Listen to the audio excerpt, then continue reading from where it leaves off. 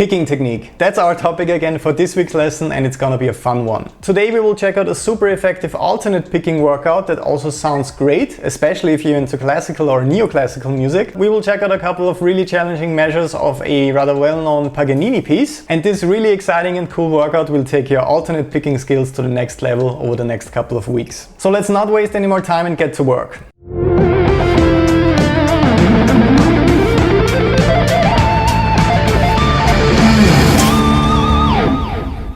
Often when I'm writing fast and challenging alternate picking sections for my own music, I tend to subconsciously and sometimes consciously place the down and up strokes in a very economic way for guitar players. That was also kind of the case for today's challenging intro lick.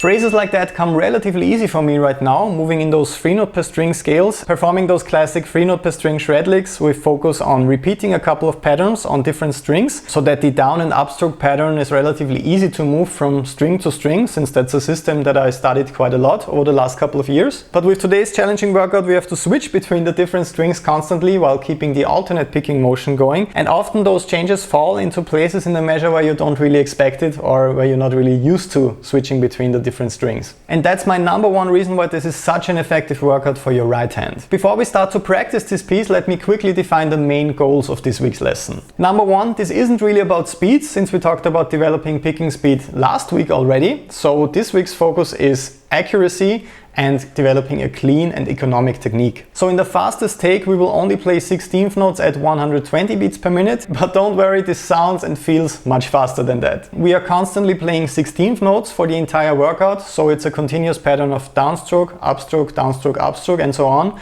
No economy picking in there and also no rest. So obviously another very important practice goal right here is paying attention to your note spacing. Since we are only working with one note value right here, with 16th notes, we have to make sure that the duration of each note and the spacing in between those notes remains exactly the same. So we are not allowed to constantly speed up and slow down, performing kind of a curve like that over the entire duration of the exercise. So my personal practice goal with this piece is performing it as mechanically and as accurate as possible. Also when it comes to articulation, I don't really want to hit certain notes harder than others right here. And no, this is obviously not the main goal when it comes to all of your playing, but with this exercise we really want to tighten up our rhythm and focus on accuracy. And the final important topic, of course, we also have to focus on hand synchronization with this workout, since we are playing a constant stream of 16th notes and there's a different note for each picking stroke. So you want to make sure that each picking stroke is perfectly aligned with the notes that your left hand is playing at this point. So with all that said, I think you have a good idea by now what this week's workout is all about. Let's check out two performances of this workout together now, one at 60 beats per minute and one performed at 120 beats per minute.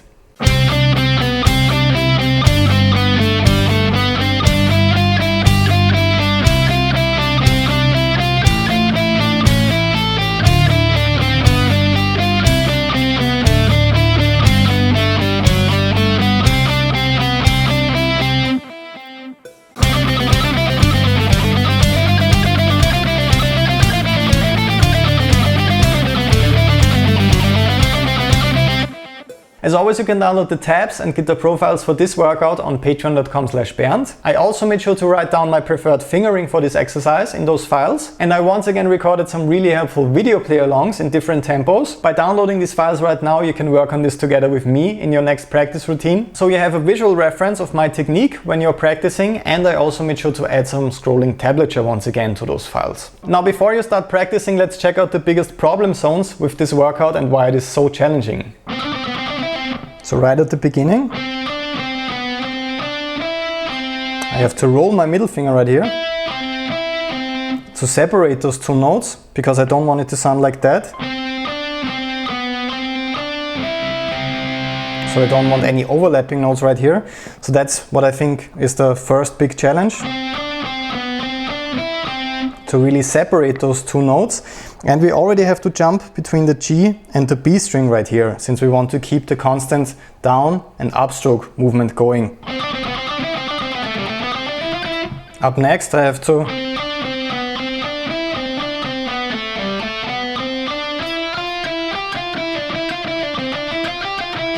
assign my 4 fingers to 4 different frets. So I start off by assigning my index finger to the 4th fret, my middle finger to the 5th fret, my ring finger to the 6th fret and my pinky finger to the 7th fret. But after that I actually move up 1 fret and I assign my index finger to the 5th fret, my middle finger to the 6th fret, my ring finger to the 7th fret and my pinky to the 8th fret. So once again performed really slow up to this point.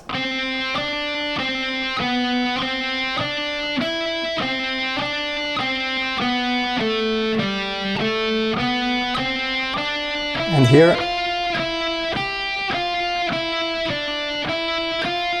So right here I have to jump 1 position upwards with this fingering that I picked for the exercise. You could also play it in a different location on the fretboard.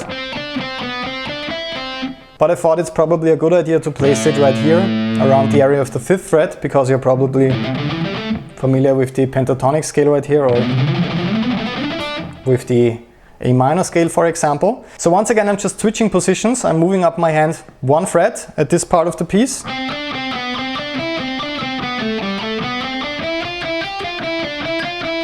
And you don't really want to hear that, so I'm not performing a slide. I want these 2 sections to be as connected as possible.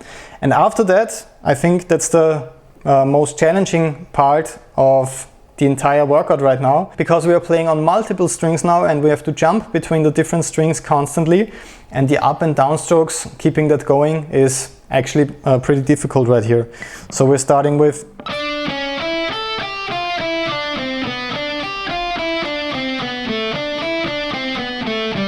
So once again we have to roll our finger right here with certain parts, and it's really difficult to keep the notes from overlapping right here.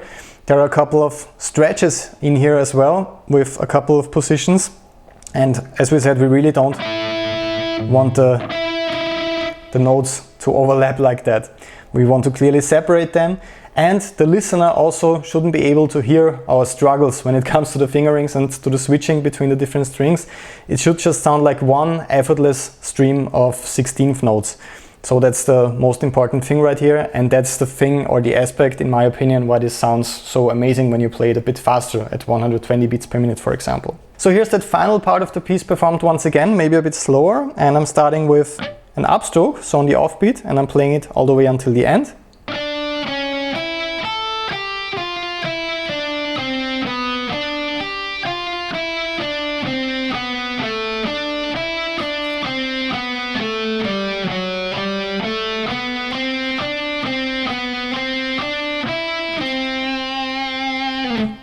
And once again, the entire workout with a big focus on separating those notes, so not generating any overlapping notes, and focusing on the note spacing in between those notes and the timing of the entire thing.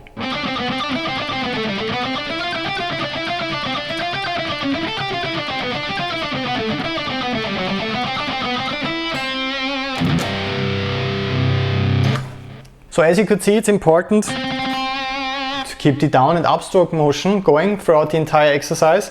We don't want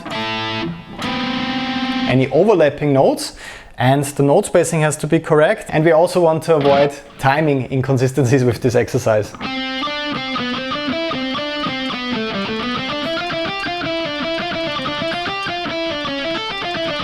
And so on. That doesn't really sound right. After working on this all day for you so far, I feel really warmed up, and I can really feel the benefits when it comes to my hand synchronization.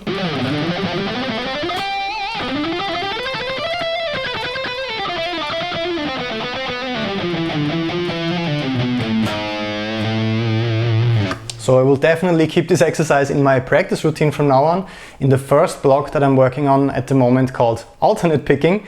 So far I've been working on this really cool group in sevenths that we looked at a couple of weeks ago.